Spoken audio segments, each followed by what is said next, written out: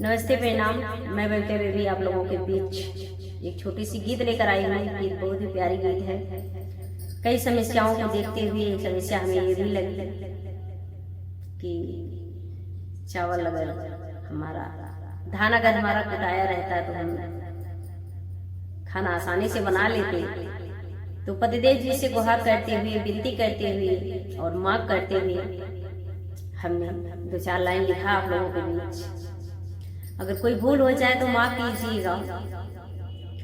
अगर गीत पसंद आए तो लाइक, सब्सक्राइब, शेयर जरूर कीजिएगा और आगे बढ़ाइएगा चैनल को।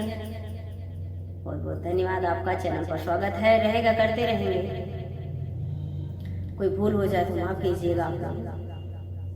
तो हमारी गीत आज की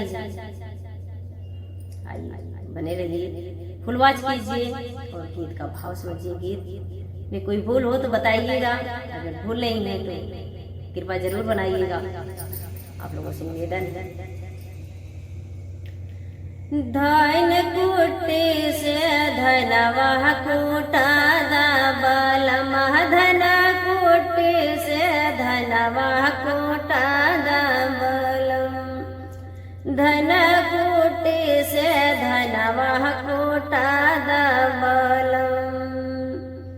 धोई चवलवा पतेलवा चढ़ाई, धोई चवलवा पतेलवा चढ़ाई, 2-4 रील लेबै हमहू बनाई, 2-4 रील लेबै हमहू बनाई, देबै जल्दी जल्दी नेट पे चढ़ाई, बलमा धन कुटे से धन कूटा दा, बलम धन कुटे से धनवा कूटा दा, बलम धन कुटे से धनवा कूटा दा, बलम धन कुटे से धनवा।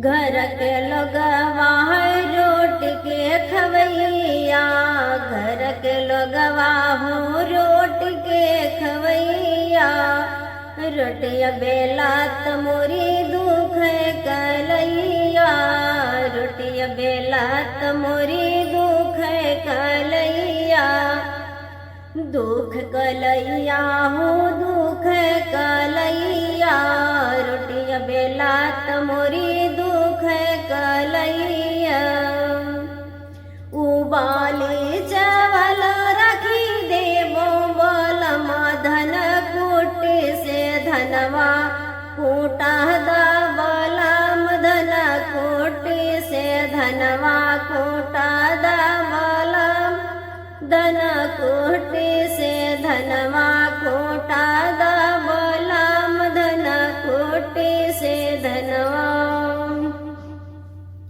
भैया अगर हमारा धान कुटवा जाता तो हमारी बड़ी फायदा होता, हमारा रेल भी बनता, खाना भी बनता और हमारी कलाई दुखने से बच जाती, उबाल के चावल रख देते। तो गीत का भाव कैसा लगा आप लोगों को कमेंट में बताइएगा। कोई भूल हो गई हो तो माफ कीजिएगा आप लोग, और भूल नहीं है तो लाइक, सब्सक्राइब करते हुए आशीर्वाद दीजिएगा। बहुत बहुत धन्यवाद आप लोगों का।